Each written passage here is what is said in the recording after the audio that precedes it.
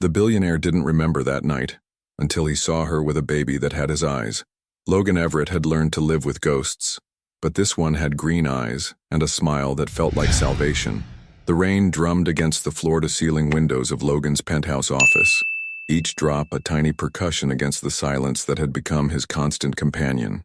At 36, he had mastered the art of existing without truly living, moving through his days with the precision of a Swiss watch and the warmth of winter stone. His assistant, Mrs. Holloway, knocked twice before entering, their established ritual. "Mr. Everett, the quarterly reports from the Tokyo division are ready for your review." Logan didn't look up from his laptop screen, where columns of numbers marched in perfect formation. Numbers never lied. Numbers never disappointed. Numbers never died in car accidents on rainy Thursday mornings, leaving behind younger brothers who still called their voicemail just to hear their voice. "Leave them on the desk," he said, his voice carrying that familiar edge of distance that kept the world at arm's length. But as Mrs. Holloway's heels clicked away, Logan's fingers paused over the keyboard. There it was again, that face. It drifted through his consciousness like smoke, refusing to be grasped but impossible to ignore. Green eyes that seemed to hold secrets, a smile that whispered of something he couldn't remember but couldn't forget. 2 years, 5 months, and 16 days. That's how long it had been since he'd woken up in his guest bedroom with a splitting headache, dress shirt wrinkled, and absolutely no memory of how he'd gotten there. The company holiday party had been a blur of champagne toasts and forced networking, and somewhere between his third scotch, or was it his fourth, the night had simply vanished. Logan pushed away from his desk and walked to the window, watching the city blur through the rain-streaked glass. Manhattan stretched before him like a chessboard, and he was the king, powerful, protected, but ultimately isolated. He'd built Everett International from the ground up after his brother's death, channeling grief into ambition until the company became a fortress around his heart. Every acquisition, every merger, every calculated risk had been his way of proving that he could control something in a world that had shown him just how quickly everything could be taken away. But that face, that woman, with the gentle smile and knowing eyes, she haunted his controlled existence like a melody he couldn't place. Logan had convinced himself she was a creation of his grieving mind, perhaps a combination of faces glimpsed in crowded rooms, a manifestation of loneliness his conscious mind refused to acknowledge. After all, what were the odds that someone so vivid, so real in his memory, could exist without leaving any trace in his actual life? His phone buzzed against the mahogany desk. A text from his mother. "The charity gala is tomorrow, darling. Please don't cancel again. The Austin Infrastructure Foundation needs your support, and you need to stop hiding from the world." Logan stared at the message, his thumb hovering over the keyboard. His mother had been trying to resurrect his social life for years, convinced that the right event, the right person, the right moment could somehow bring back the son she'd lost to grief. She didn't understand that some breaks couldn't be healed, only managed. But something about this particular invitation felt different. Austin. He hadn't been to Austin since... when? The memory tickled the edge of his consciousness, elusive as morning mist. Before he could change his mind, he typed back, "I'll be there." As evening settled over the city, Logan found himself standing in his walk-in closet, selecting a navy suit with the same methodical precision he applied to everything else. But his hands trembled slightly as he adjusted his tie, a tell he'd learned to hide in boardrooms but couldn't seem to suppress in the privacy of his own space. The face was clearer tonight, more insistent, green eyes that seemed to see through every carefully constructed wall he'd built, a smile that spoke of understanding without judgment, features so perfectly etched in his memory that he could have sketched them if he possessed any artistic ability. "Who are you?" he wondered, not for the first time. "And why can't I let you go?" Logan caught his reflection in the mirror, tall, lean, with dark hair that had started showing silver at the temples, and eyes the color of storm clouds. He looked like a man who had everything and felt nothing, which was exactly what he'd trained himself to become. But tomorrow, he would go to Austin. Tomorrow, he would shake hands and make small talk and write another check to another worthy cause. Tomorrow, he would continue the careful performance of being Logan Everett, the billionaire who had conquered grief through sheer force of will. He had no way of knowing that tomorrow, his carefully constructed world was about to shatter, that the face he'd been carrying like a prayer was about to become flesh and blood again, that the ghost he'd been living with was about to reveal she'd never been a ghost at all. and that she'd been carrying a secret that would change everything he thought he knew about that forgotten night. The moment Logan saw her across that crowded room, he realized some ghosts aren't meant to stay buried. The Austin Convention Center buzzed with the kind of controlled chaos that only charity events could orchestrate. Logan stood near the registration table, his mother's words echoing in his head. "You need to stop hiding from the world." But hiding had become second nature, as natural as breathing. He adjusted his cufflinks, platinum, a gift from his brother on his last birthday, and surveyed the room with the detached interest of someone attending his own funeral. Architects, urban planners, city council members, and the usual collection of philanthropists mingled beneath crystal chandeliers, their conversations a symphony of good intentions and tax write-offs. "Mr. Everett?" A woman in her 50s approached with the practiced smile of someone who'd spent years navigating these social waters. "I'm Cordelia Haynes, event coordinator. We're so honored to have you here tonight." Logan shook her hand, his response automatic. "The foundation does important work. I'm glad to support it." But even as he spoke the expected words, his attention drifted. Something felt familiar about this place, this city. Austin held memories he couldn't quite access, like trying to remember a dream after waking. "Would you like me to introduce you to some of our featured speakers?" Cordelia gestured toward a small stage where a banner read, "Building Tomorrow, Community Infrastructure that Transforms Lives." "Perhaps later," Logan replied, already scanning for the nearest exit. These events were always the same. Polite conversations about tax incentives and project timelines, handshakes with people who saw dollar signs instead of faces. He moved toward the refreshment table, hoping to find a quiet corner where he could check his phone and count down the minutes until he could politely escape. But as he reached for a glass of water, laughter from across the room made him freeze. It wasn't the practiced laughter of networking. This was real, warm, genuine, the kind of sound that cut through crowd noise like music through static.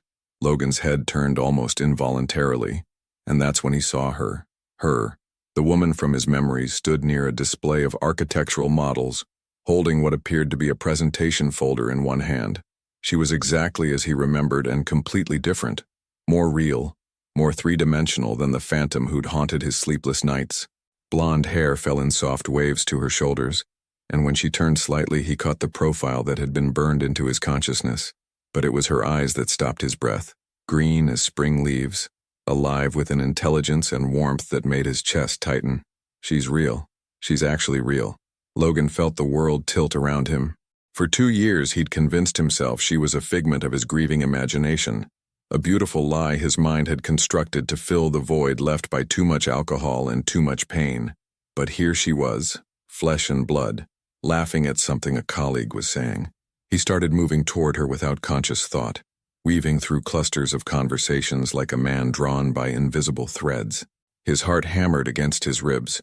When was the last time his heart had done anything but maintain its steady, controlled rhythm? But then she turned fully toward him, and Logan saw something that made him stop dead in his tracks. She was holding a baby, a child who couldn't be more than 18 months old, with chubby cheeks and curious eyes that were scanning the crowd with the fearless interest of someone too young to understand social anxiety.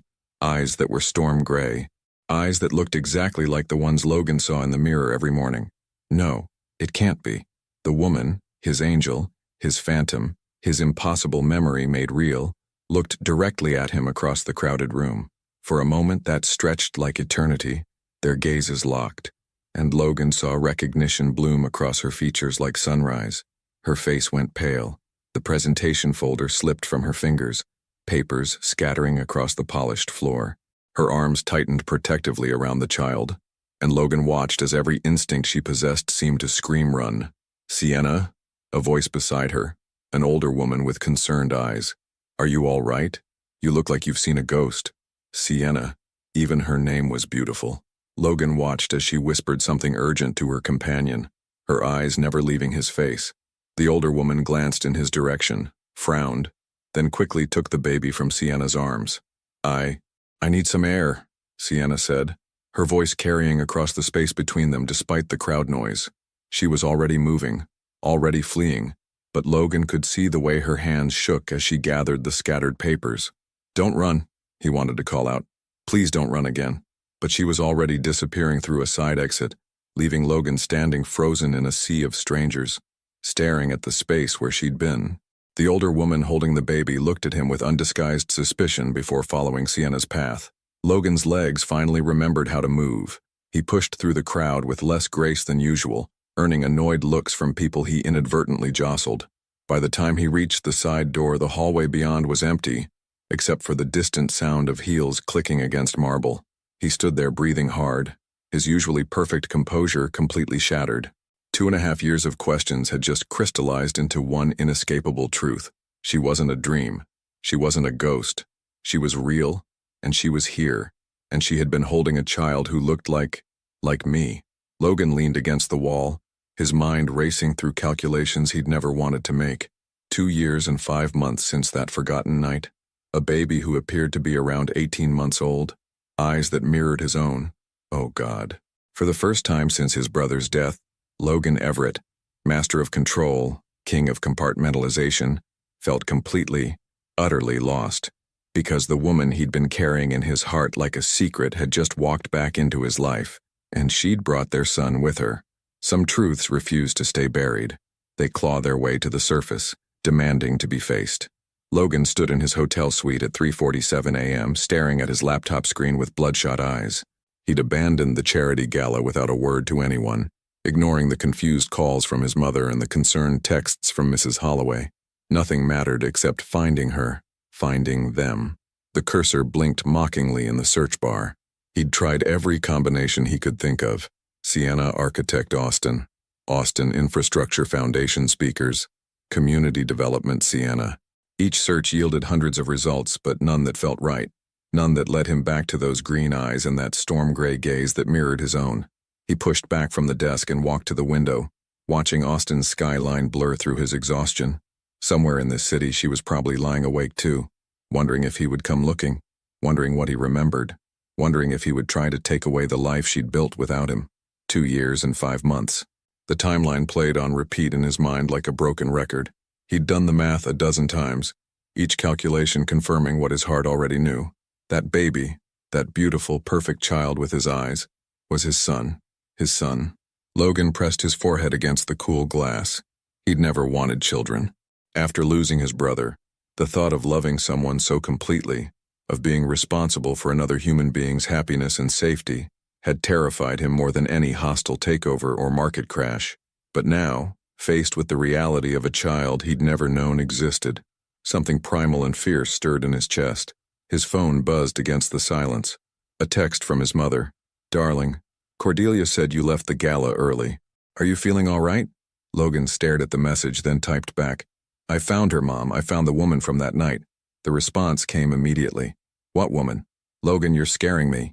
He'd never told his mother about the face that haunted him, about waking up with no memory but a lingering sense of loss that went deeper than his hangover. How could he explain that for 2 years? He'd been in love with a ghost. "It's complicated. I'll call you tomorrow." Logan Thorne Everett, don't you dare shut me out, not about this. His middle name, the one his mother only used when she was truly worried. Logan smiled despite himself. Cordelia Everett had weathered his grief, his isolation, his transformation from her warm-hearted son into a cold stranger. She deserved better than cryptic text messages. "I think I have a son, Mom. I think I have a son I never knew about." The phone rang within seconds. "Logan?" His mother's voice was breathless, hopeful, terrified. "Are you sure?" "No," he admitted, sinking onto the leather couch. "I'm not sure about anything. But there's a child, and he has my eyes. And the woman, God, Mom, she looked at me like I was her worst nightmare come to life." "Oh, sweetheart." The tenderness in his mother's voice nearly broke him. "What are you going to do?" "I don't know. I don't remember that night. I don't know what happened between us, what I said, what I promised. All I know is that she ran from me like I was dangerous. Maybe she's protecting herself. Maybe she's protecting the baby." Logan closed his eyes. From me, from disappointment, from false hope, from a man who might disappear again. The words hit him like physical blows because they rang with truth. What was he to this woman? To Sienna? A stranger who'd shared her bed for one forgotten night and then vanished into his privileged world. She'd probably tried to find him, probably spent sleepless nights wondering if she should even bother. And when those efforts failed, she'd done what strong women do. She'd built a life without him. "I have to find her," Logan said quietly. "I have to make this right. Just be careful, darling. Be gentle." If this is real, if you really do have a grandson I've never met, his mother's voice broke slightly. Don't destroy something beautiful just because you're afraid. After ending the call, Logan returned to his laptop with renewed determination. This time, he tried a different approach. Instead of searching for Sienna directly, he pulled up the Charity Galas program, scrolling through the list of speakers and exhibitors. There, Austin Community Development Alliance. The name triggered something, a whisper of familiarity. He clicked through to their website and his heart stopped. Meet our team, Sienna Blake, Senior Project Architect. Her photo was professional, composed, but he could see traces of the woman who'd laughed so freely at the gala. The bio was brief. Sienna specializes in sustainable housing projects and community infrastructure development. She holds a master's degree from UT Austin and has been with ACDA for 4 years. 4 years. She'd been in Austin for 4 years, which meant she'd been here during that company party. During that night he couldn't remember. Logan's fingers trembled as he scrolled further, looking for more information. The website listed ongoing projects, community partnerships, contact information, but it was the final section that made his breath catch. Recent projects, Sunrise Gardens, affordable housing development, completed 2023. The accompanying photo showed Sienna at a ribbon-cutting ceremony, beaming as she held a pair of oversized scissors. And there, barely visible in the crowd behind her, was an older woman holding a small child, a child with storm-gray eyes. Logan leaned back in his chair, pieces of a puzzle he'd never known existed slowly clicking into place. She hadn't just built a life without him, she'd built something meaningful, something that mattered. While he'd been drowning in grief and isolation, she'd been creating homes for families, building communities, raising their son. The reality of it hit him fresh, like a wave he hadn't seen coming. He was a father. This brilliant, beautiful woman had carried his child, given birth alone, stayed up nights soothing teething pain and first fevers, celebrated first words and first steps, all while he'd been completely oblivious to their existence. The guilt was overwhelming, but underneath it something else was growing, something that felt dangerously like hope. Because she was real. They were both real, and tomorrow he would find a way to bridge the gap between the man who'd forgotten everything and the father he desperately wanted to become. Even if it meant facing the truth about why she'd looked at him with such fear. Even if it meant discovering that some mistakes can never be undone. Sometimes the hardest conversations begin with the simplest words. We need to talk. Sienna Blake sat in her Honda Civic outside Little Sprouts daycare, her hands gripping the steering wheel so tightly her knuckles had gone white. Through the window she could see Aiden in the toddler play area, his dark hair catching the morning sunlight as he stacked colorful blocks with the intense concentration only children possessed. He has his father's focus, she thought, then immediately pushed the observation away. For 20 months she'd been careful not to see Logan in their son's features, not to search for traces of a man who'd vanished from her life like morning mist. But now Logan was here, real, and the careful world she'd built was threatening to crumble. Her phone buzzed with a text from her best friend and co-worker, Jade. Girl, you disappeared last night. Everything okay? Sienna stared at the message, her thumbs hovering over the keyboard. How could she explain that the father of her child, the man she'd been in love with for one perfect night, had walked back into her life at exactly the moment she'd finally learned to live without him? Family emergency, can you cover the Morrison Project meeting? Of course, but we're talking later. And I mean, talking. Sienna tucked her phone away and forced herself to walk into the daycare. Miss Dolores, the afternoon coordinator, greeted her with the kind of warm smile that had made this place feel like a second home. You're early today, honey. Everything all right? Just needed to see my boy, Sienna replied, managing a smile that probably didn't reach her eyes. Aiden looked up as she entered the play area, and his face transformed with pure joy. Mama! He abandoned his blocks and toddled toward her with that slightly off-balance walk that still made her heart skip with pride and terror in equal measure. Hey, sweet pea. She scooped him up, breathing in his baby scent, that perfect combination of apple juice and innocence that had the power to ground her when the world felt like it was spinning too fast. Aiden babbled something that might have been a story about his blocks, his small hands patting her cheeks with the casual affection that reminded her daily why everything she'd sacrificed had been worth it. She'd built a good life for them, small but stable, quiet but full of love, and now Logan Everett was back to complicate everything. Sienna? The voice behind her made her blood freeze, deep, familiar.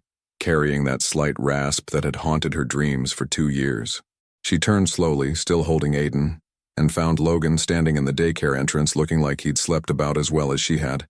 "How did you—" she started, then stopped. Of course he'd found her. Men like Logan Everett didn't accept mysteries. They solved them. "We need to talk," he said quietly, his storm gray eyes moving from her face to Aiden's with an expression that was part wonder, part terror. "Please." Miss Dolores appeared at Sienna's elbow, her grandmother's instincts clearly triggered by the tension crackling between them. "Is everything all right, dear?" "It's fine," Sienna said, though nothing about this felt fine. "Dolores, this is Logan, Aiden's father." The older woman's eyebrows rose toward her hairline.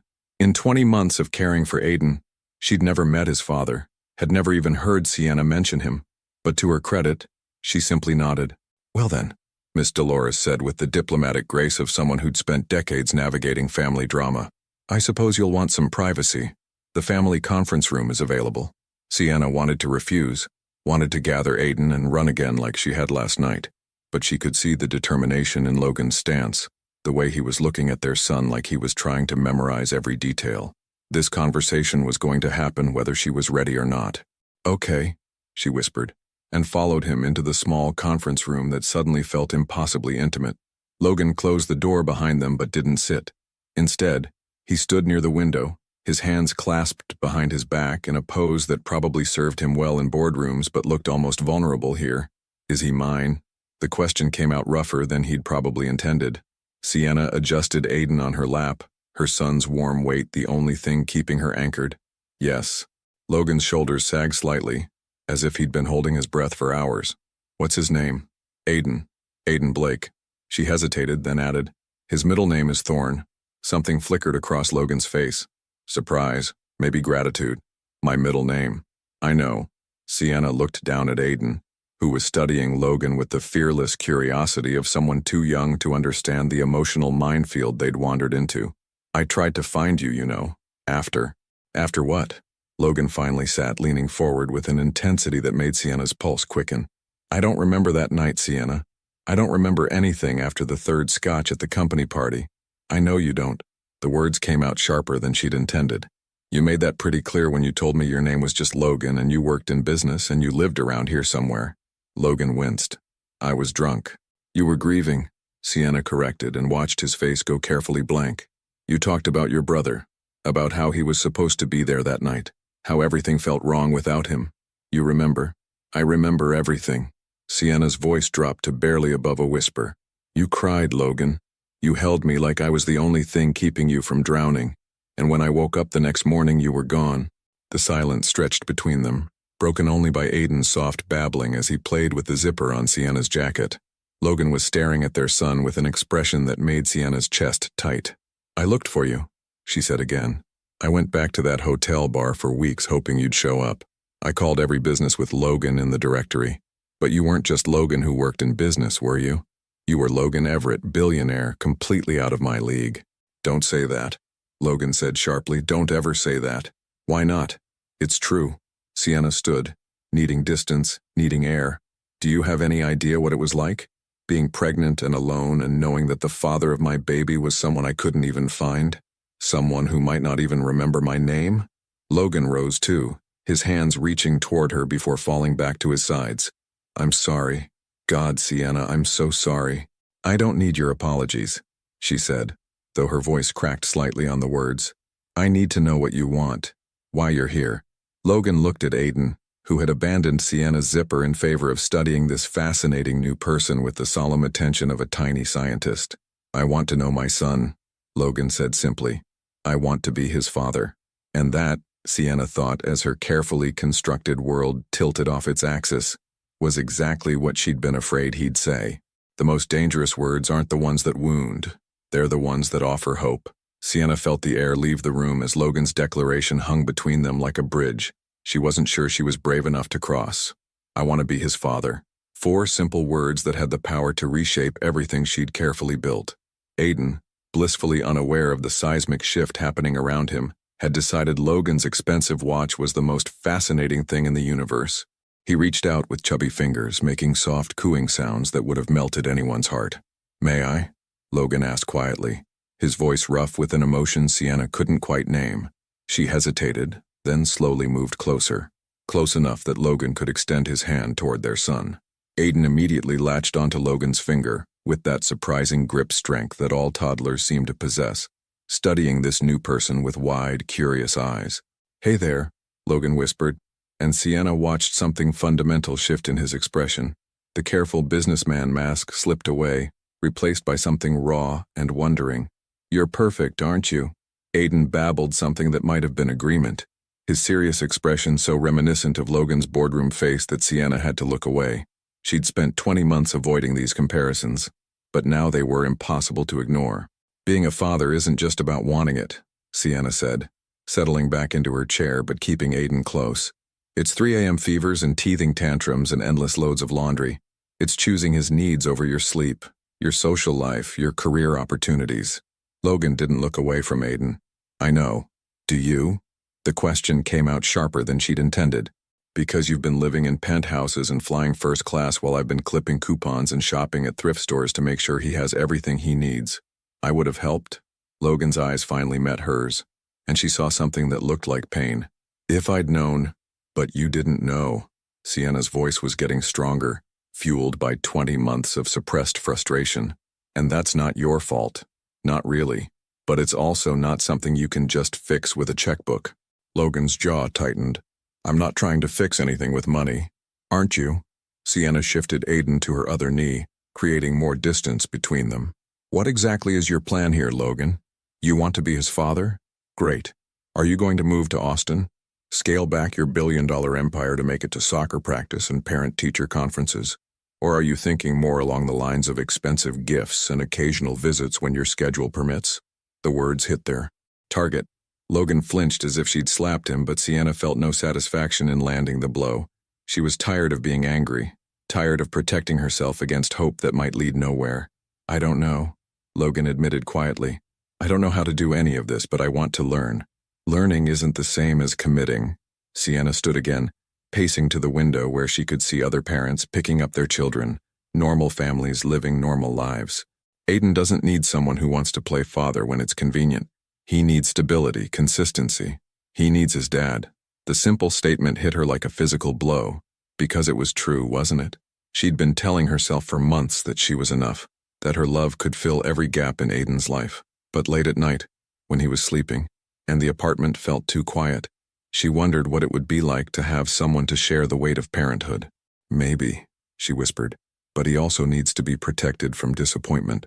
Logan was quiet for a long moment, his attention split between watching Aiden and studying Sienna's profile. When he finally spoke, his voice was different, less controlled, more honest. "My brother died 3 years ago," he said. "Car accident on a rainy night, completely random. He was supposed to meet me for dinner that evening, but I canceled because of a work crisis. Some merger that seemed so important at the time." Sienna turned back to face him, recognizing the weight of confession in his tone. "For 2 years after that, I convinced myself that love was just another liability, that caring about people was a weakness I couldn't afford." Logan's hands were clasped so tightly his knuckles had gone white. "That night we met, I was at my lowest point. The anniversary of his death, surrounded by people who wanted to celebrate company milestones while I could barely remember how to breathe. Logan, let me finish." His voice was raw now, stripped of all pretense. "I don't remember what happened between us that night, but I woke up feeling different, like maybe I'd found something worth holding on to, except I couldn't remember what it was, or where to find it again." Aiden had grown restless during the adult conversation, squirming in Sienna's arms and making the cranky sounds that meant nap time was approaching. She bounced him gently, muscle memory taking over while her mind struggled to process Logan's words. "For 2 years I've been haunted by the feeling that I'd lost something important," Logan continued. "Now I know what it was. It wasn't just you, Sienna. It was him. It was this." He gestured helplessly toward their son. "It was the family I never knew I wanted." "And what happens when you remember why you don't do family?" The question came out harsher than she'd intended, but she needed to ask it. "What happens when the grief comes back? When work gets complicated? When being a father stops feeling like a beautiful new discovery and starts feeling like a burden?" Logan stood slowly, moving close enough that she could see the exhaustion in his eyes. the weight he carried that had nothing to do with corporate responsibility. "I don't know," he said honestly. "I can't promise I won't mess this up. I can't promise I know how to be the father he deserves. But I can promise that I'll try. Every day, I'll try." Sienna looked down at Aiden, who had finally settled against her shoulder, his breathing already deepening toward sleep. This little boy who had been her whole world for 20 months, who deserved so much more than the limited stability she could provide on her architect's salary. "I need time," she said finally. "This isn't just about what you want, or even what I want. This is about him, and he needs me to be smart about this." How much time? The question was fair, but it felt like pressure she wasn't ready to bear. "I don't know. A few days? A week? I need to think." Logan nodded, though she could see the struggle in his expression, a man accustomed to immediate answers being forced to wait for the most important one of his life. "Can I?" he started, then stopped. "Would it be okay if I saw him again? Before you decide?" Sienna closed her eyes, feeling the weight of a decision that would reshape all their futures. Because whether she was ready or not, Logan Everett was about to become a permanent part of their lives. The only question was whether that would save them all, or destroy everything she'd worked so hard to build. Love doesn't announce itself with grand gestures. It whispers through the smallest moments. 3 days. That's how long Sienna had been carrying Logan's request around like a stone in her chest. 3 days of watching Aiden play with his blocks and wondering if he missed having a father figure in his life. 3 days of catching herself staring at her phone, Logan's contact information burning a hole in her recent calls list. She was sitting in Riverside Park, watching Aiden toddle around the playground with the fearless determination that made her heart stop at least 12 times per outing when her phone buzzed. "I know you need time, but I was wondering, would you let me buy him lunch?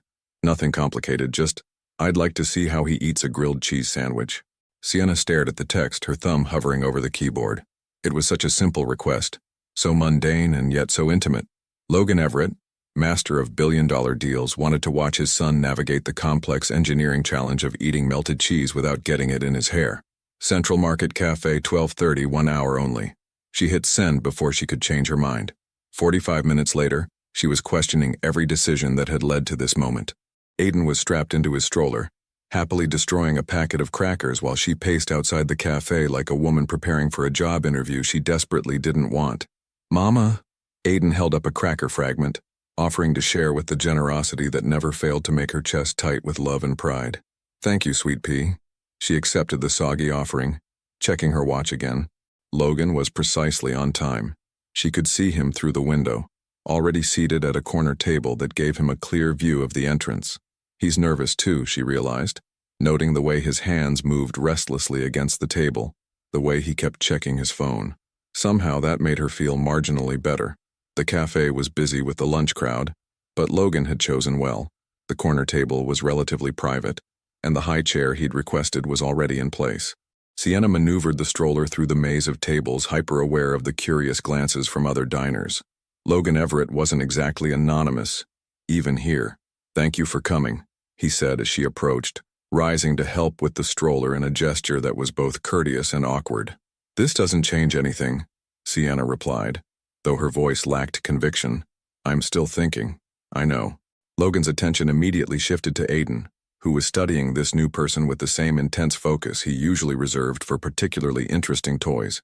"Hey, buddy," Aiden responded with a babbled string of syllables that might have been a greeting or might have been a commentary on the cafe's acoustics. But when Logan smiled, really smiled, not the controlled expression she'd seen in business photos, Aiden smiled back. "Oh no," Sienna thought. "This is dangerous." Transferring Aiden from stroller to high chair was normally a production that required the organizational skills of a military operation. But Logan, despite his obvious inexperience, didn't shy away from the challenge. When Aiden grabbed his tie and tried to use it as a chew toy, Logan just loosened the knot and gently redirected tiny fingers toward the small pile of board books Sienna had brought. "You came prepared," Logan observed, noting the well-organized diaper bag, the careful selection of quiet toys, the sippy cup positioned within easy reach. "You learn fast when you're flying solo," Sienna replied, then immediately regretted the edge in her voice. This lunch was supposed to be about Aiden, not about her unresolved feelings. They ordered grilled cheese and fruit for Aiden, salads they probably wouldn't touch for the adults, and settled into the strange rhythm of conversation punctuated by toddler needs. Logan watched everything, The way Sienna automatically cut Aiden's sandwich into perfect finger-sized pieces. How she anticipated his need for more juice before he asked. The patient way she wiped his face between bites. "He's so calm with you," Logan said quietly. "So secure. He's a good kid. Always has been." Sienna handed Aiden another piece of cheese, watching him concentrate on the complex task of getting it to his mouth without dropping it. "Even as a baby, he was easy. Like he knew I was doing my best and decided to cut me some slack. You've done an incredible job." The sincerity in Logan's voice caught her off guard. She'd been bracing for criticism, for suggestions about things she could have done differently. Instead, he was looking at their son with something that could only be described as awe. "Tell me about him," Logan said. "I know that's a huge question, but I want to know everything. When did he start walking? What's his favorite book? Does he sleep through the night?" So Sienna found herself talking about Aiden's first word, which had been kitty, inspired by their neighbor's orange tabby. About his obsession with trucks that had started at 8 months and showed no signs of fading. About the way he sang himself to sleep with a wordless melody that sounded like sunshine set to music. Logan listened to every word like he was memorizing them. When Aiden dropped his sippy cup for the 3rd time, Logan retrieved it without being asked. When tiny fingers reached for Logan's water glass, he moved it out of range with the reflexes of someone learning to think like a parent.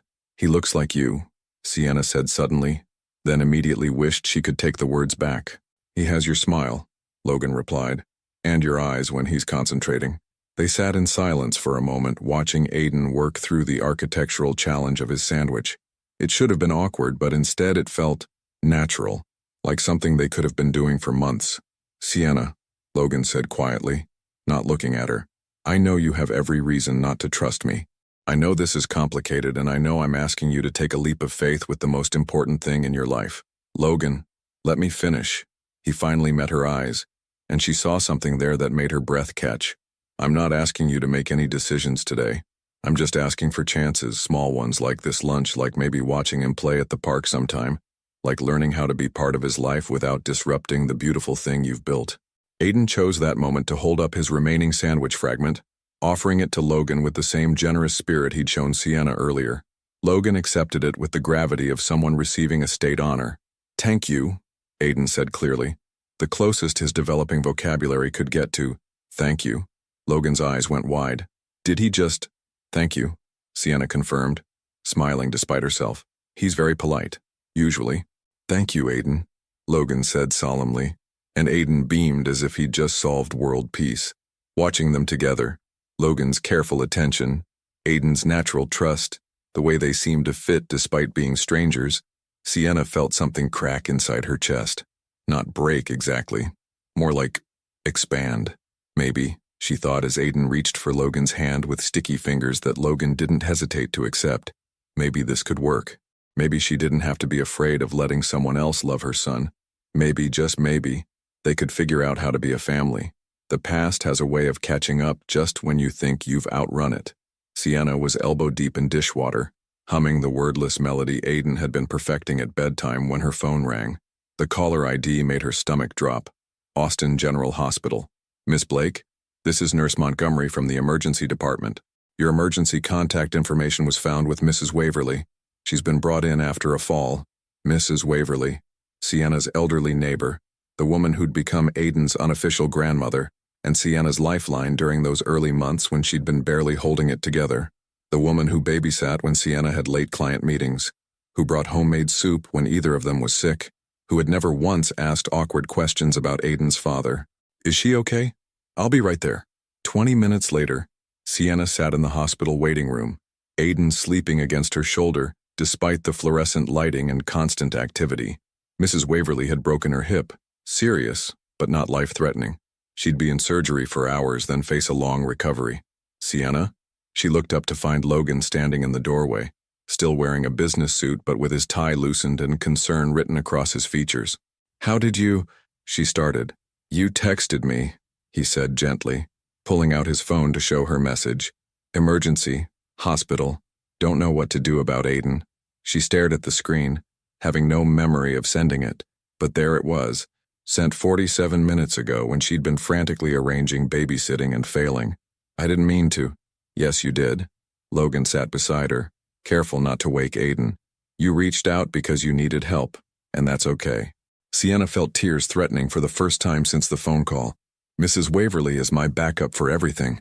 She watches Aiden when I have evening meetings. She's my emergency contact for the daycare. I don't know how I'm going to manage her recovery and work and— Hey. Logan's voice was soft but steady. We'll figure it out. We. The word hung between them, loaded with implications Sienna wasn't ready to examine. You have a company to run, she said. You can't just— Sienna. Logan shifted to face her more directly. Look at me. When she met his eyes, she saw something that made her chest tight. Not pity, not obligation, something that looked dangerously like partnership. I have the best management team money can buy, he said. I have conference calls that can happen from anywhere, meetings that can be rescheduled, and absolutely nothing more important than this. He gestured toward Aiden, who had somehow managed to sleep through the hospital chaos. Let me help. Before Sienna could respond, a doctor appeared. Mrs. Waverly's surgery had gone well, but she'd be hospitalized for several days, then would need weeks of physical therapy. The woman who'd been Sienna's anchor was going to need anchoring herself. I can take some time off work, Sienna was saying, more to herself than to Logan. Maybe Jade can cover my client meetings and I could arrange for part-time daycare. Or, Logan interrupted gently, I could stay in Austin for a few weeks. Help with Aiden during the day while you work. Visit Mrs. Waverly in the evenings. Get to know my son while being useful instead of just present. Sienna stared at him. You'd do that? I told you I wanted to learn how to be his father. This seems like a pretty good crash course. Something in his tone made her look at him more carefully. There was determination there, yes, but also something that looked like fear, as if he was terrified she'd say no, that she'd shut the door on this fragile opportunity they'd been building. Logan, taking care of a toddler isn't like running a company. There's no quarterly reports or predictable schedules. It's chaos held together by routine and prayer. I'm a quick learner. He's teething. He gets cranky around 3:30 every afternoon for no reason. He only eats macaroni and cheese if it's the dinosaur-shaped kind, and he will have a complete meltdown if you try to put his shoes on the wrong feet. Logan was quiet for a moment, processing this information with the same intensity he probably brought to merger negotiations. What about naps? He asked seriously. 12:30 to 2:30, but only if you read him exactly 3 books and sing the truck song twice. There's a truck song? Despite everything, Sienna found herself almost smiling. There's always a truck song with little boys. Teach me. The simple request hit her harder than all his earlier declarations. Because this wasn't about grand gestures or dramatic speeches. This was about learning the small daily rhythms that made up Aiden's world. This was about showing up for the mundane moments that actually mattered. This isn't a trial run, Sienna said quietly. If you do this, if you become part of his routine, part of his life, you can't just disappear when it gets hard. He'll get attached. He'll expect you to be there. Good, Logan said. Because I plan to be. Aiden chose that moment to stir, his small face scrunching in that particular way that meant he was about to wake up confused and possibly cranky. Sienna automatically began the gentle back-rubbing that usually eased him into wakefulness, but Logan was watching every movement like he was taking notes. Is there anything special I should know? He asked. About waking him up? He's grumpy for the first few minutes, usually wants his sippy cup in his blanket. Sometimes he cries for no reason and you just have to wait it out. As if summoned by her words, Aiden's eyes opened, immediately sought out Sienna's face, then tracked to Logan with the confused expression of someone trying to remember where they'd seen this person before. Hey, sweet pea, Sienna murmured. You had a good nap. Aiden's response was a soft whimper that could either be agreement or complaint. But when Logan offered him the sippy cup from Sienna's bag, remembering without being told, Aiden accepted it with the grateful relief of someone whose deepest needs had been anticipated.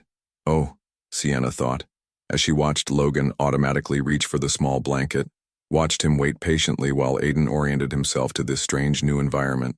He's really paying attention. He's really trying to learn. Okay, she said, the word coming out barely above a whisper. Okay, we can try this, but I have rules. Name them. You stay in Austin for 2 weeks minimum. No flying off for emergency meetings or last-minute deals. If you commit to this, you commit completely. Done. You follow my lead with Aiden. I know him, I know his needs, and I won't have his routine disrupted because you think you know better. Understood. And if this doesn't work, if you decide being a hands-on father is harder than you thought, you tell me immediately. You don't just fade away and leave us wondering. Logan was quiet for a long moment, his attention split between her face and Aiden's sleepy contentment. "Sienna," he said finally, "I'm not going anywhere. Not this time." Famous last words, she thought. But looking at him, really looking at the way he held himself, the way he watched their son like he was afraid he might disappear, she found herself believing him, which was either the smartest decision she'd ever made or the biggest mistake. Time would tell which. Sometimes love grows in the space between chaos and quiet, in the ordinary moments that feel like magic. Day 3 of Logan living in Sienna's small apartment, and he was beginning to understand why parents looked perpetually exhausted. It was 6:47 a.m., and Aiden had been awake since 5:30, which apparently was sleeping in according to toddler standards. "No, buddy, we don't eat the banana peel," Logan said patiently, gently extracting the yellow strip from Aiden's determined grip. Just the inside part. Aiden looked at him with the profound betrayal of someone whose creative breakfast choices had been unreasonably restricted. His lower lip began to quiver, the universal warning sign that Sienna had taught Logan to watch for. "Quick," Logan muttered to himself, scanning the kitchen for distraction. "Truck song. Where's the truck song?" He started humming the melody Sienna had taught him, the one about big red trucks and beeping horns, and watched with relief as Aiden's potential meltdown transformed into fascination. Crisis averted, at least for the next 30 seconds. The coffee maker gurgled to life, and Logan felt a surge of gratitude for the automatic timer Sienna had programmed. He was learning that survival with a toddler was all about preparation and caffeine. "You're getting better at that." Logan turned to find Sienna in the doorway, her hair still mussed from sleep, wearing an oversized Austin Community College t-shirt that somehow made her look younger and more vulnerable than any of her professional clothes. "The truck song is surprisingly effective," he admitted, offering Aiden another piece of banana, "though I think I'm developing a complex about the verse where the truck breaks down." Sienna smiled, a real smile, not the careful one she'd been giving him since he'd moved in. "He loves that part. I think he finds comfort in knowing that even trucks have bad days." She moved to the coffee maker with the fluid efficiency of someone who'd perfected this morning routine through months of practice. Logan watched her add exactly 1 spoonful of sugar, no cream, and realized he was cataloging these small details the way he used to memorize market reports. "How did you sleep?" he asked, though he already knew the answer. The apartment walls were thin, and he'd heard her tossing and turning in the next room. Having him here was disrupting more than just Aiden's routine. "Fine," she lied, taking her first sip of coffee with the reverence of someone receiving communion. "Any disasters while I was getting dressed?" "Define disaster." Logan gestured toward the high chair, where Aiden had somehow managed to get banana in his hair despite eating only 3 bites. "He's creative with his food distribution." "That's nothing. Wait until he discovers how far he can throw peas." Logan was beginning to understand that parenting was like conducting an orchestra, where none of the musicians had sheet music, and the instruments kept changing mid-song. But there was something deeply satisfying about the challenge, about learning to anticipate Aiden's needs and actually succeeding sometimes. "I have the Morrison client meeting at 10, Sienna said, checking her phone. "Should be back by noon. Then we can visit Mrs. Waverly together." "Actually," Logan said carefully, "I was thinking I might take Aiden to the park this morning, if that's okay with you." Sienna paused, her coffee cup halfway to her lips. It was one thing to leave Logan alone with Aiden in the controlled environment of the apartment. The park meant real-world variables, other parents, the possibility of judgment or accidents or any number of unknowns. "He likes the swings," she said finally, "but not too high. And he'll try to eat wood chips, so you have to watch him constantly." "Noted. And if he starts crying, sometimes walking around helps, or singing, or just picking him up and letting him see things from a different perspective." Logan nodded, recognizing the trust she was placing in him. "Anything else?" Sienna looked at Aiden, who was now attempting to feed banana to his stuffed elephant, and Logan could see the internal battle playing out across her face. Control versus faith, protection versus possibility. "His favorite is the red slide," she said quietly, "but he needs help getting up the ladder. He's brave but not quite coordinated enough yet." 20 minutes later, Logan found himself pushing a stroller through downtown Austin, feeling like an imposter who might be discovered at any moment. Other parents nodded at him in that universal acknowledgement of shared experience, and he wondered if they could tell he was new to this, if his uncertainty was visible.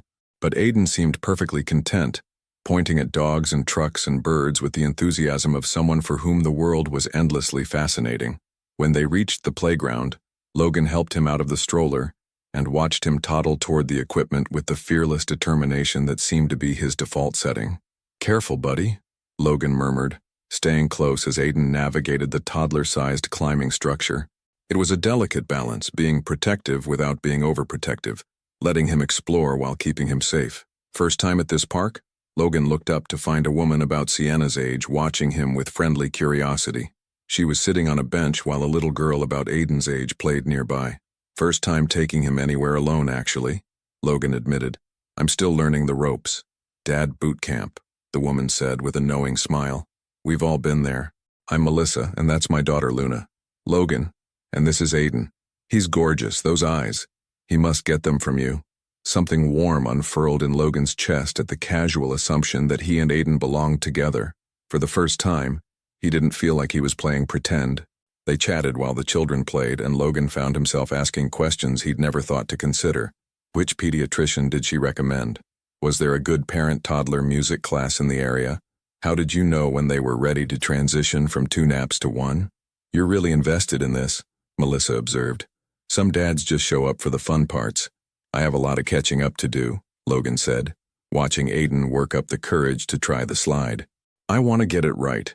When Aiden finally made it down the red slide, arms raised in triumph, face glowing with accomplishment, Logan felt something shift inside his chest. This wasn't about proving himself anymore, or fulfilling an obligation. This was about being present for these moments, about being the person Aiden looked for when he needed encouragement or comfort or someone to share his joy. "Dada," Aiden called out, running toward Logan with the unsteady gait that was somehow the most beautiful thing he'd ever seen. Logan's breath caught. Dada. Not a random syllable or accidental sound. Aiden was looking right at him, arms outstretched, claiming him with the simple certainty that children brought to everything. "Hey there, little man," Logan said, scooping him up, his voice rougher than he'd intended. "Did you have fun on the slide?" Aiden babbled a response that sounded like pure happiness, his small hands patting Logan's cheeks with that casual affection that had the power to undo him completely.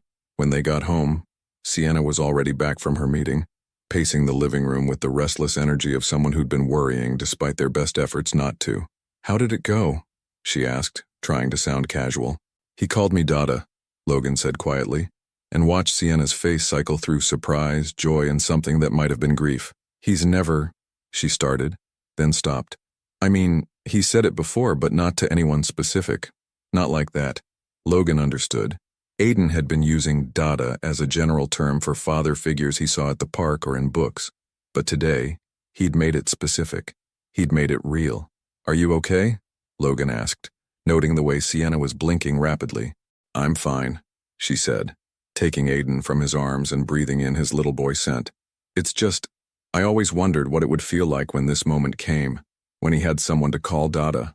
Logan moved closer, close enough to see the tears she was trying to hide. "And how does it feel?" Sienna looked up at him, and for the first time since he'd walked back into her life, her defenses were completely down. "Terrifying," she whispered. "And perfect." And Logan knew, standing in her small living room with their son between them, that he was exactly where he belonged. The only question now was whether Sienna was ready to believe it too. Sometimes the truth doesn't set you free. It tears you apart. It was Logan's phone that shattered the fragile peace they'd built over the past week. The call came at 11:17 p.m., just as Sienna was finally allowing herself to believe that maybe, just maybe, they could make this work. "I have to go to New York," Logan said, his voice tight as he ended the call. "There's a situation with the Tokyo merger. My lawyers think the deal might collapse if I'm not there to handle it personally." Sienna sat up in bed, instantly awake despite having been drifting toward sleep moments before. Through the thin walls, she could hear Logan moving around the living room, could picture him running his hands through his hair the way he did when he was trying to solve an impossible problem. "When?" she asked, appearing in the doorway in her pajamas. "My flight leaves in 3 hours." Logan was already pulling his laptop from his bag, the businessman taking over from the father who'd spent the evening reading bedtime stories. "I'm sorry, Sienna. I know the timing is terrible, but this deal represents 18 months of work and hundreds of jobs. How long will you be gone?" The pause before his answer told her everything she needed to know. "I don't know." Could be a few days. Could be longer. Logan's fingers were already flying over the keyboard, checking flight schedules and hotel availability. But I'll be back as soon as I can. I promise.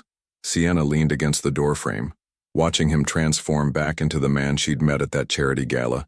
Distant, controlled, focused on everything except the life they'd been building together.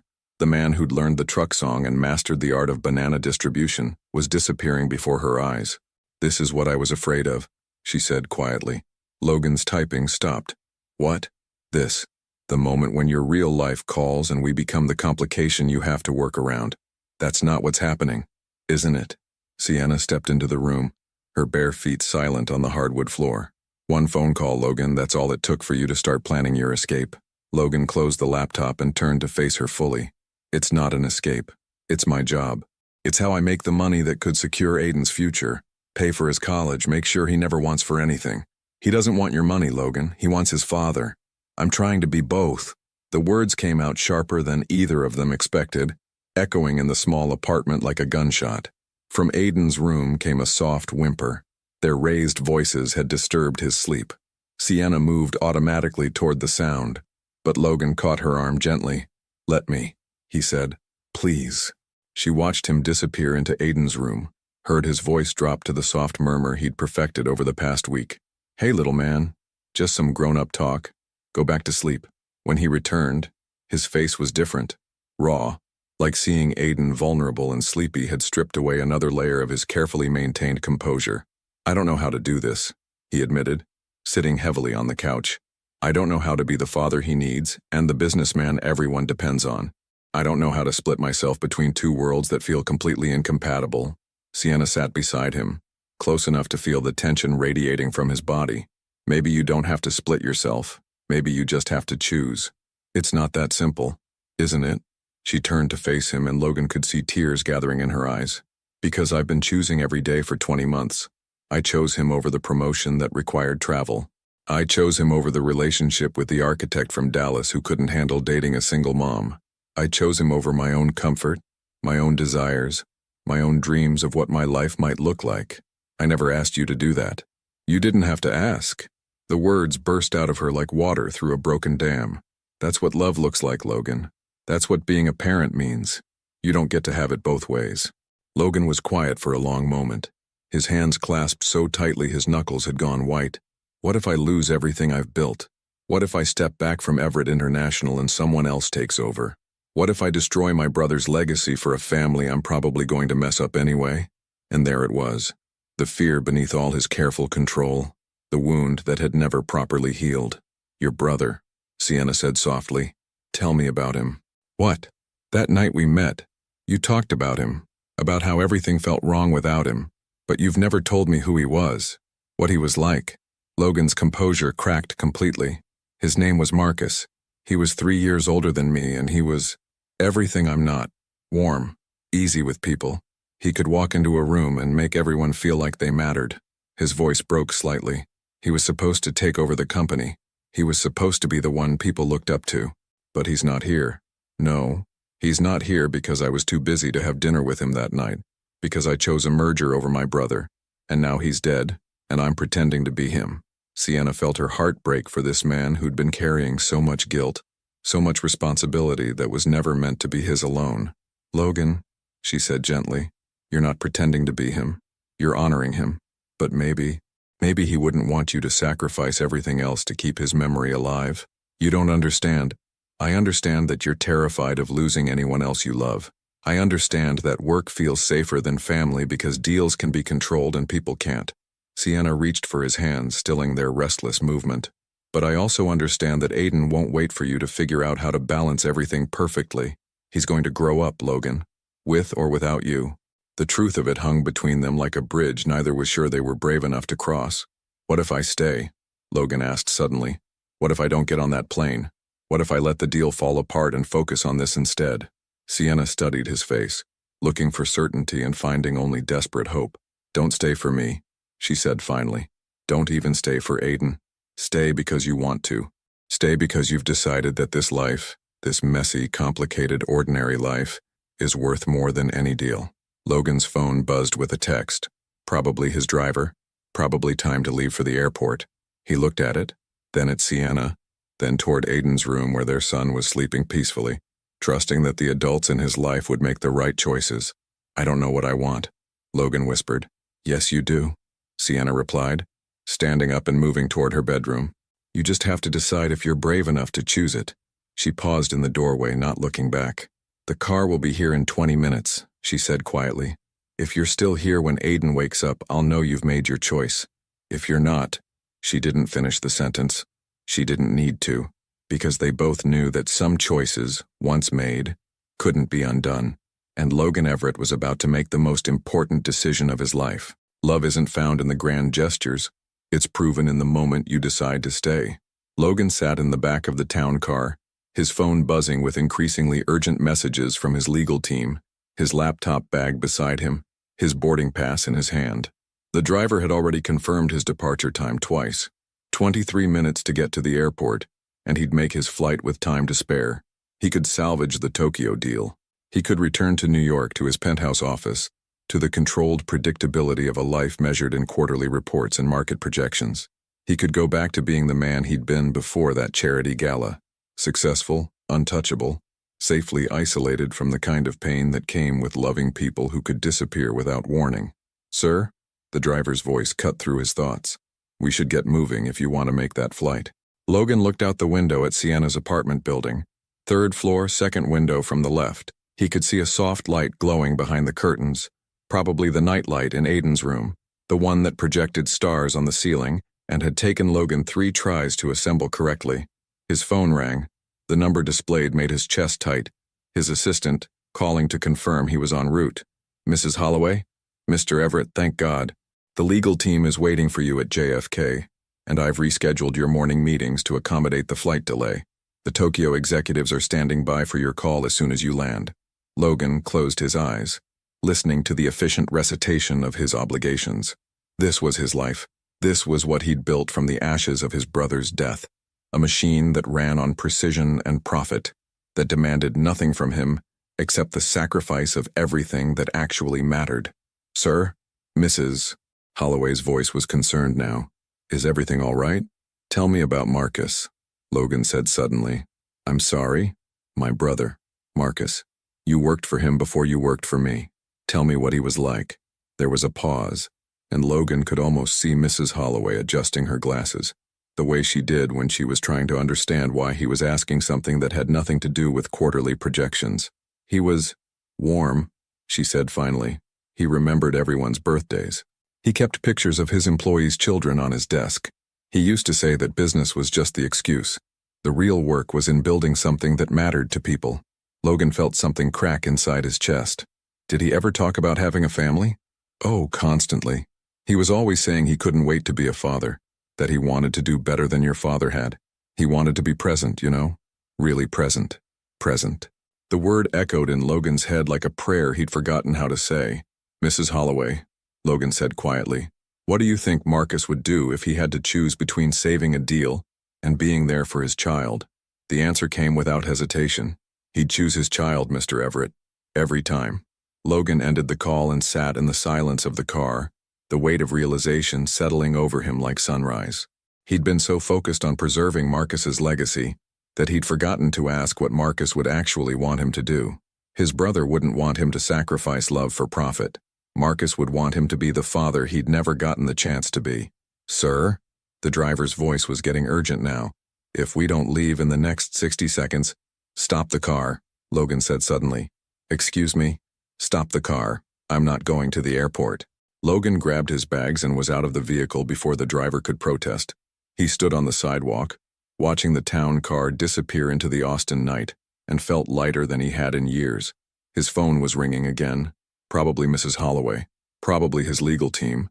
Probably a dozen people who needed him to be the man he'd been yesterday. Logan turned it off and dropped it into his laptop bag. The Tokyo deal would survive or it wouldn't. Everett International would adapt or it wouldn't. But Aiden would only be a toddler once, would only learn to trust once, would only have one chance to know that his father had chosen him over everything else. Logan climbed the stairs to Sienna's apartment, his heart hammering against his ribs. He let himself in quietly. She'd given him a key 3 days ago, a gesture of trust that had felt monumental at the time. The apartment was dark, except for that soft glow from Aiden's room. Logan set his bags by the door and moved carefully through the familiar space, guided by the layout he'd memorized over the past week. Aiden's door was cracked open, and Logan could see his son sleeping peacefully, one arm thrown over his stuffed elephant, his dark hair mussed against the pillow. He looked so small, so perfect, so completely unaware that his entire future had been hanging in the balance while he dreamed. "I thought you'd left." Logan turned to find Sienna standing in her bedroom doorway, wearing the same pajamas she'd had on hours earlier. Her face was carefully composed, but he could see the tear tracks on her cheeks. "I started to," Logan admitted. "I got in the car. I had my boarding pass. I was ready to go back to the life I knew how to live." "What stopped you?" Logan moved closer, close enough to see the hope she was trying to hide, the fear she couldn't quite suppress. "Mrs. Holloway told me what Marcus would have done," he said simply, "and I realized I've been honoring the wrong things. I've been so focused on preserving his business legacy that I forgot about his heart." Sienna's composure cracked slightly. "Logan, I called my team from the car," he continued. "Told them to promote Davidson to CEO effective immediately. He's been ready for years, and frankly, he'll probably do a better job than I ever did. You gave up your company? I restructured it. I'll still be on the board, still be involved in major decisions, but I won't be running the day-to-day operations." Logan reached for her hands, relief flooding through him when she didn't pull away. "I want to be here, Sienna. I want to learn how to be Aiden's father. I want to figure out how to be part of your life if you'll let me." Tears were flowing freely down Sienna's cheeks now. "What about Tokyo? What about the merger? Davidson will handle it, or it will fall apart, and we'll survive." Logan's voice was steady, certain in a way it hadn't been for years. "But I won't survive missing any more of Aiden's life. I won't survive wondering what might have been if I'd been brave enough to choose love over fear." From Aiden's room came a soft cry. Not distress, just the sleepy sound of someone stirring from dreams. Without thinking, both Logan and Sienna moved toward the sound, their bodies responding to the call of parenthood with perfect synchronization. They stood together beside Aiden's crib, watching him settle back into sleep, and Logan felt the last piece of his old life fall away. "Are you sure?" Sienna whispered. "Are you absolutely sure this is what you want?" Logan looked at their son, then at the woman who'd carried his heart for 2 years without knowing it, who'd built a beautiful life from nothing but determination and love. "I've never been more sure of anything," he said. "This is my family, this is my home, this is where I choose to stay." Sienna turned in his arms, and when she looked up at him, Logan saw his future reflected in her green eyes.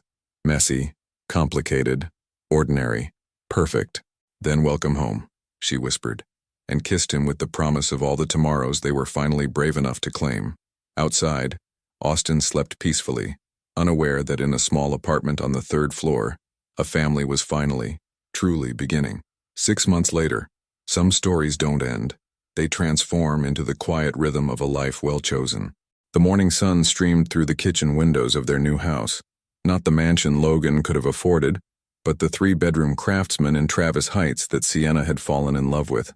It had a backyard big enough for a swing set and a front porch where they could watch Aiden ride his tricycle in endless wobbly circles. Logan stood at the stove, attempting to flip pancakes, while Aiden provided unhelpful commentary from his high chair. "Dot a mess," Aiden announced with the authority of someone who'd recently turned 2 and had opinions about everything. "Dada's learning," Logan replied, rescuing a slightly lopsided pancake from the pan. "But this one's definitely yours, buddy." The past 6 months had been a masterclass in controlled chaos. Logan had kept his word about stepping back from Everett International. Davidson was thriving as CEO, and the company was posting record profits. Logan's role as chairman kept him involved but not consumed, leaving room for the life he'd never known he wanted. They'd moved in together 3 months ago after Aiden had started having nightmares whenever Logan left for his hotel. The transition had been surprisingly smooth, probably because they'd already learned to navigate the complex choreography of shared parenting. "Something smells amazing," Sienna said, appearing in the doorway wearing one of Logan's Oxford shirts over her pajama shorts, her hair pulled back in the messy bun that meant she'd been working on project proposals since dawn. "Something smells burned," Logan corrected, but he was smiling. "Coffee's fresh, though." Sienna moved to the coffee maker with the gratitude of someone who understood that caffeine was one of the essential food groups for parents. She added her single spoonful of sugar, no cream, and Logan felt that familiar surge of tenderness at knowing these small details of her life. "Morrison's site visit is at 10, she said, checking her phone. "But I should be home by 3. We'll be here." Logan transferred pancakes to plates, automatically cutting Aiden's into perfect finger-sized pieces. "Mrs. Waverly's coming for lunch. She wants to see how Aiden's doing with his words." Mrs. Waverly had recovered beautifully from her hip surgery and had seamlessly transitioned from Sienna's emergency contact to their adopted grandmother. She'd taken to spoiling Aiden with the enthusiasm of someone making up for lost grandparent time, and Logan had learned not to comment on the increasing number of toy trucks that appeared after her visits. "Gamma!" Aiden shouted, as if summoned by the mention of her name. He'd mastered several crucial words in recent months: Dada, Mama, Gamma, Truck, More, and his personal favorite, No, which he used with the frequency and precision of a tiny dictator. "Yes, sweet pea, Gamma's coming to see you," Sienna confirmed, stealing a piece of pancake from his plate and earning a look of profound betrayal. Logan watched this exchange with the contentment of someone who'd finally learned the difference between being successful and being happy. His days were messier now, less predictable, marked by nap-time schedules and grocery runs rather than board meetings and market reports. He'd traded power lunches for peanut butter sandwiches, conference calls for bedtime stories, and he'd never made a better deal in his life. His phone buzzed with a text from his mother. "Darling, can you and Sienna bring Aiden for Sunday dinner this week? Your father wants to show him the model trains in the attic." Logan smiled, typing back, "We'll be there. Fair warning, he's learned to say choo-choo and isn't shy about using it." The integration of their families had been one of the unexpected joys of the past 6 months. Logan's parents had embraced Sienna and Aiden with the enthusiasm of people who'd given up hope of grandchildren, and Sienna's mother had flown in from Oregon twice already, each visit involving extensive photo sessions and enough baby-proofing advice to fill a manual. "I have to go," Sienna said, kissing Aiden's forehead before moving toward Logan. "Try not to let him convince you that chocolate chips are a food group." "No promises," Logan replied, pulling her closer for a proper goodbye kiss. 6 months in, and he still felt that small miracle of surprise that she was his, that this life was real. "I love you," she whispered against his lips, the words still new enough to make his heart stutter. "I love you too," he replied, meaning it with every fiber of his being. After she left, Logan settled into the comfortable routine they'd established. Aiden helped with breakfast cleanup, mostly by relocating items to unexpected locations, before they moved to the living room for what Logan had learned to call free playtime, which was really just supervised chaos. The room bore the evidence of their life together. Sienna's architectural drawings spread across the coffee table, Logan's laptop open to emails he'd answer later, Aiden's toys creating a colorful obstacle course across the hardwood floor. It looked nothing like the sterile perfection of Logan's old penthouse, and it was the most beautiful space he'd ever inhabited. As Aiden built an elaborate tower of blocks with the intense concentration he'd inherited from both parents, Logan found himself thinking about the man he'd been 6 months ago. That Logan had been so afraid of losing control that he'd refused to really live. He'd confused success with happiness, power with purpose, isolation with safety. This Logan, the one sitting cross-legged on the floor, ready to catch a wobbly toddler or celebrate a successfully stacked block, was infinitely richer, despite having far less money in his personal accounts. "Dada, look!" Aiden had abandoned his blocks in favor of the picture album Sienna kept on the side table. He was pointing at a photo from Aiden's second birthday party last month, all 3 of them covered in chocolate cake, laughing at something Logan couldn't remember but could feel in the joy captured on their faces. "That's us," Logan confirmed, pulling Aiden onto his lap. "That's our family. Our family." The word still felt like a small miracle. His phone rang, Davidson with a question about the Singapore expansion, and Logan answered it while keeping one eye on Aiden, who was now attempting to feed his stuffed elephant a wooden block. "Actually," Logan said, interrupting Davidson mid-sentence, "send me the details in an email. I'll look at it during nap time and get back to you this afternoon." "Nap time?" Davidson sounded confused. Aiden's nap time, Logan explained, and felt no embarrassment at organizing his business calls around his son's sleep schedule. 12:30 to 2:30, best thinking time of my day. After ending the call, Logan realized that this ordinary Tuesday morning, was exactly what happiness looked like. Not the grand gesture or the perfect moment, but the accumulation of small choices, small kindnesses, Small acts of love that built a life worth living. Aiden had fallen asleep against his chest, worn out by the important work of being 2 years old. Logan carried him to his room, the one they'd painted pale blue with clouds on the ceiling, and tucked him into the toddler bed they'd assembled together last month. Standing in the doorway, watching his son sleep with the complete trust that came from knowing he was safe and loved, Logan felt the last piece of his old grief transform into something else. Gratitude, maybe. For Marcus, who'd taught him what family meant. For Sienna, who'd shown him what love looked like. For Aiden, who'd given him a reason to choose hope over fear. Outside, a lawnmower hummed in the distance. A dog barked somewhere down the street. The mailman's truck rumbled past their front yard. The sounds of ordinary life, ordinary happiness, ordinary love. Logan smiled and went to answer the emails that could wait. To live the life he'd finally learned was worth choosing. Because some stories don't need dramatic endings. They just need the quiet promise of all the beautiful, messy, ordinary tomorrows yet to come. What would you have done in Logan's situation? Would you have had the courage to choose love over everything you'd built? And if you were Sienna, would you have trusted someone who'd already forgotten you once to stay this time? Your participation in the channel is very important. Please leave your opinion in the comments. Thank you for watching. If you enjoyed the story, please subscribe to our channel and leave a comment below letting us know what you thought. Your feedback and support mean a lot to us. Stay tuned for more exciting stories.